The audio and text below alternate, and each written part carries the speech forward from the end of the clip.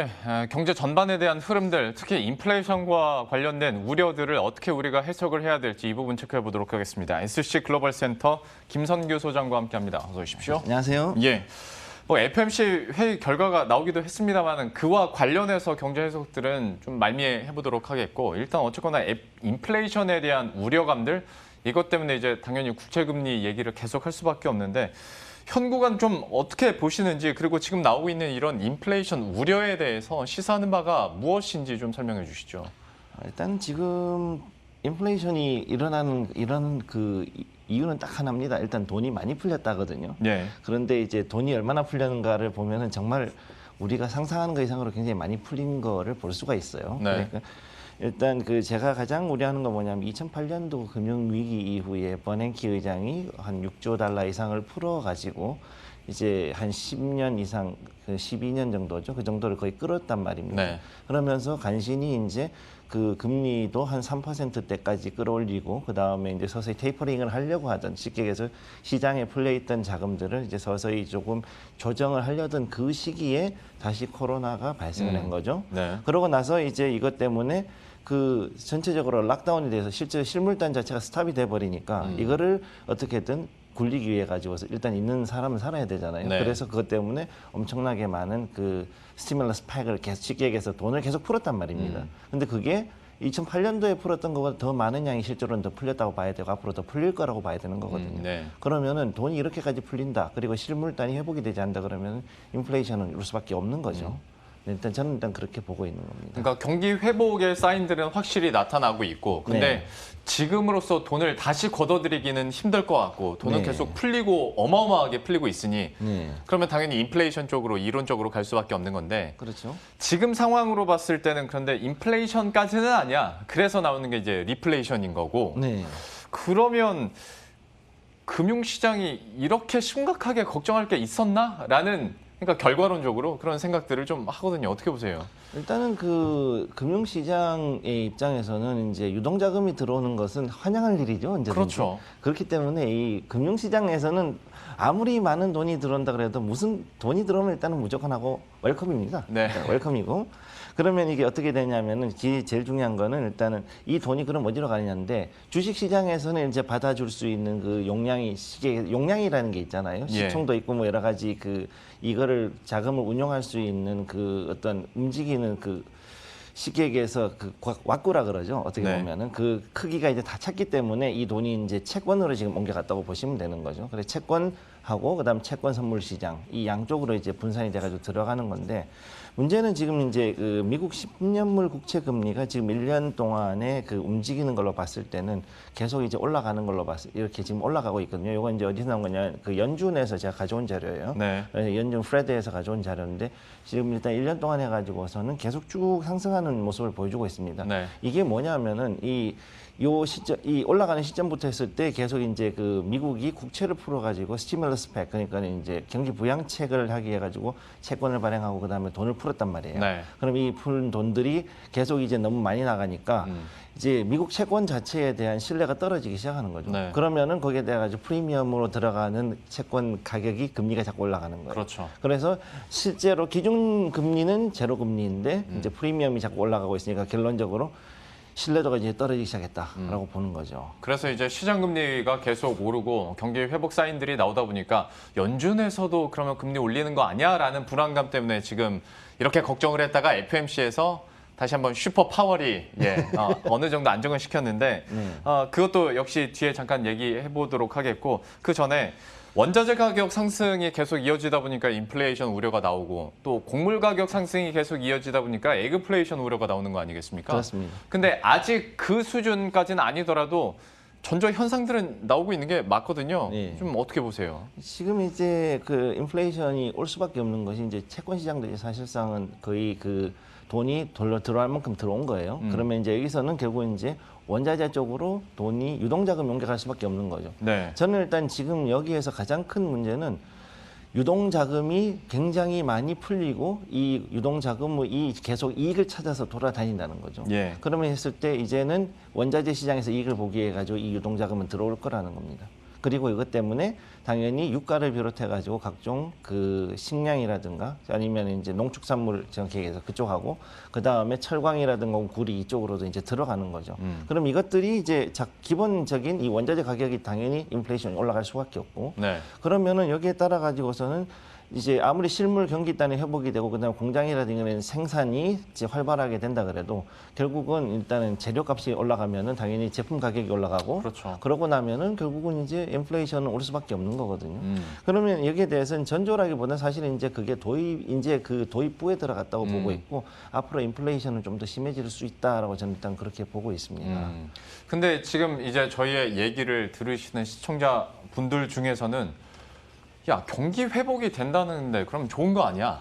인플레이션에 대해서 왜 이렇게 심각하게 얘기를 하는 거야? 라고 생각하실 수도 있고 역시 실제로 경기 회복에 따른 인플레이션은 긍정적이다라고 얘기를 하는 분들도 있어요. 다만 이제 속도, 그러니까 예상치를 뛰어넘는 속도의 인플레이션이 문제다라는 얘기들도 많이 하시는데 여기에 대해서는 좀 어떤 의견 가지고 계세요? 사실 이제 건강한 조정을 받고 나면은 더 좋은 모습으로 해가지고서는 한 단계 레벨업이 될 수 있다 이런 얘기를 하시는 분이 있어요. 근데 저는 일단 개인적으로 그 부분에 대해서는 조금 우려를 표하는 게 하려 그러면 일단 두 가지 선행 조건이 필요합니다. 네. 첫째는 뭐냐면은 백신인데 백신 접종률이 일단은 6월까지 해가지고 최소한 50% 이상 쉽게 얘기해가지고서는 어느 정도 경제 활동할 수 있는 인구들이 이제 코로나 바이러스에 대한 걱정을 하지 않고 충분히 실물단을 회복시킬 수 있어야 된다라는 게 첫째. 그다음 네. 두 번째가 뭐냐 하면은 이 지금까지 연체율이 굉장히 컸단 말이죠. 그렇기 때문에 이거 연체율을 잡기 위해 가지고 6개월에서 최소 6개월에서 길게는 한 1년 정도까지 연체율을 잡아줘야 되는데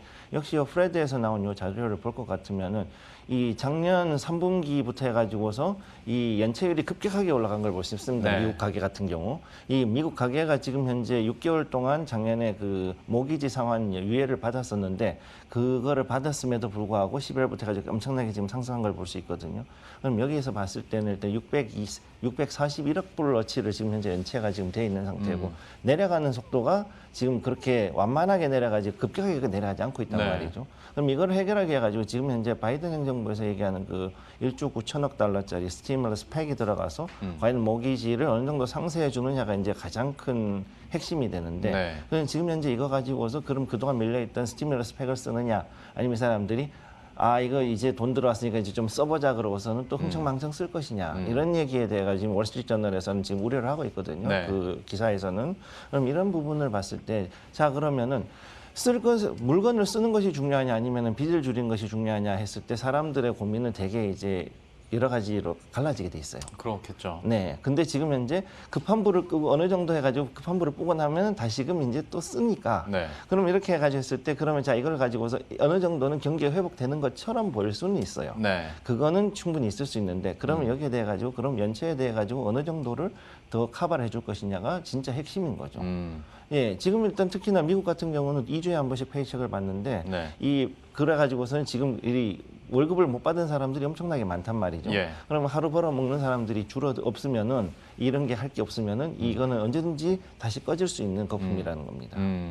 그러니까 경기 회복에 따른 인플레이션이 긍정적으로 받아들여지려면 얘기해 주신 것처럼 집단 면역도 어느 정도 형성은 돼 있어야 되고 네. 가계 연체율도 떨어져야 되는데 그렇지 않은 상황에서 뭐 인플레이션이 실체화되고 금리가 인상된다면 오히려 도미노 붕괴가 또 나타날 수도 있는 거니까 그렇습니다. 이런 전제 조건이 필요하다라는 포인트들 두 가지 이렇게 세워주셨고 FMC 얘기도 저희도 해보도록 하겠습니다. 예. 점도표 상으로 봤을 때는 조금 상승하긴 했습니다만은 연준 의원들 입장이 그런데 다만 또 파월의 입에서 나온 그 진정 섞인 한마디 때문에 이제 시장은 좋아하고 있고요. 2023년까지 금리 인상 없다라고 얘기를 해주는데 좀 어떻게 평가하세요? 할 말을 했다고 봅니다. 저는. 네, 해야 할 말을 예, 하지 당연히 해야 할 않았을까? 말을 했다고 보고 네. 일단 제로 금리는 갈 수밖에 없는 게 일단 미국이 연준은 이제 우리가 생각한 것처럼 뭐 일단 그 엄청난 권력 기관이다 이런 것보다는 제일 중요한 게 금리 조정을 통해 가지고 통화 정책을 조절하는 거잖아요. 네. 근데 지금 현재 제로 금리로 왔다는 얘기는 사실상은 연준은 지금 현재 이 통화를 조정할 수 있는 그 마진이 없다는 얘기죠. 그러니까 이걸 올리기 위해 가지고 언제까지 기다려야 되냐는데 우리가 3년 기다릴게라고 했다가 지금 이제 2년까지 좀 내후년까지 좀 기다려보자 네. 했다가 이제 아니 잘하면 내년에도 이제 올릴 수 있어라는 식으로 이제 얘기를 했단 말이에요. 네. 그러니까 이렇게 했을 때 시장에서는 아 그래 그러면 좋겠네라고 얘기하고 있고 근데 여기서 이제 착각하시면 안 되는 게 여기서 실물단이 어느 정도 사람들이 막 그 보복 심리로 소비를 하면서 좋아지는 것처럼 보였을 반짝하고 이제 살아났을 때 이게 좋다 그래서 이걸 갑자기 금리를 올린다라거나 이런 일이 벌어지면은 한 번은 충격이 올 수 있다는 거죠. 그러겠죠. 그게 일단 있는 거고 그렇기 때문에 지금 여기에서 이제 연준 입장 굉장히 신중한 게 가장 중요한 거는 고용입니다. 미국은 특히나 전통적으로 금리하고 인플레이션하고 고용이 있을 때 어느 걸 잡겠느냐 그랬을 때 이전에 70년대에 한번 그 오일 쇼크 때 그때 이제 그 길을 한번 섰던 적이 있었어요. 네. 그때 미국은 우리는 고용을 잡겠다라고 한 거죠. 우리는 바꾸는 국민은 있어서 안 된다. 그렇기 때문에 고용을 잡겠다로 가가지고 지금까지 이렇게 해가지고 끌고 온 거고 유럽은 거기에 대해서 아 우리는 인플레를 잡겠다 해가지고 인플레를 잡고 나니까 실업률이 엄청나게 올라가거든요. 네. 그래서 지금 현재까지 이런 모습을 가고 있는 거니까 지금 현재 상태로 봤을 때 연준이 고용을 끝까지 유지한다라고 봤을 때는 앞으로 제로 금리는 그래도 올해는 충분히 가고 내년 상반기 정도가 돼야 이제 서서히 올릴 수 있지 않을까 저는 일단 그렇게 보고 있습니다. FOMC 회의 결과에 따른 평가들이나 앞으로의 전망들까지 이렇게 들어봤고 어떤 인플레이션 얘기가 계속 나오다 보니까 이제 해지 수단으로 이제는 뭐 금보다는 비트코인이다라는 얘기들을 종종 듣게 됩니다. 그리고 이제는 좀 되게 진지하게 비트코인에 대해서 질문을 드리게 되거든요. 예. 이쪽 시장 어떻게 보세요? 저는 여전히 거기는 부정적으로 보는데 네. 이 지금까지 그 우리 그 금융사에서 가장 크게 나왔던 그 투기가 3대 투기가 일단은 튤립하고 남의 사우스시 컴퍼니 그러니까 남의 회사하고 네. 그다음에 이제 미시시피 컴퍼니가 좀 미시시피 버블이라는 게 있거든요. 네. 근데 이제 요 셋 중에서 저는 일단 요게 튤립보다는 일단 미시시피 버블에 더 가깝다고 보고 있어요. 이게 뭐냐면 프랑스가 옛날에 일단 미국 아메리카의 땅을 가지고 있었는데 거기를 개발한다 그러고 미시시피 회사를 만들었단 말이죠. 네. 근데 여기서 이제 그 존 로우라는 이 어떻게 보면 사기꾼이라는 사람이 있고 어떤 사람은 또 이제 굉장히 혁신적인 금융가라는 얘기를 하는 사람이 있는데 이 사람이 그 당시에 서양에서는 거의 최초로 지폐를 만들어 가지고서 금화나 은화 대신에 지폐를 하자 그랬단 말이에요. 그래 가지고서는 지폐 발행을 해가지고 하니까는 일단은 이 인플레이션율이 금방 늘어나니까 경기 갑자기 반짝하고 좋아지는 효과가 있지 않습니까? 네. 그러다 보니 이 사람한테 미시시피 회사를 맡겼는데 이 회사가 이제 이것저것 막 이제 M&A를 그 당시에 M&A를 하면서 막 이렇게 소문을 퍼뜨리니까 네. 사람들이 이게 좋다. 그리고 이 미시시피 회사가 나라에서 국영 기업이고 또 여기서 또 지폐를 주면은 지폐를 가지고서 할 수 있다 그러니까 이게 갑자기 확 올라갔어요. 네. 주가가 확 올라갔다가 그랬는데 중앙은행에서 이 경기가 너무 좋으니까 야 그러면 이제 지폐 막 찍어내자 그러고서는 원칙을 무시하고 너무 많이 찍어내니까 하이퍼 인플레이션이 발행이 된 거죠. 그래가지고 갑자기 쫙 깔아앉아 버렸어요. 그래가지고 이 버블이 꺼지면서 미시시피 회사가 갑자기 이제 또 진짜 주가가 폭락을 해버리는 그런 모습을 보였다는 얘기죠.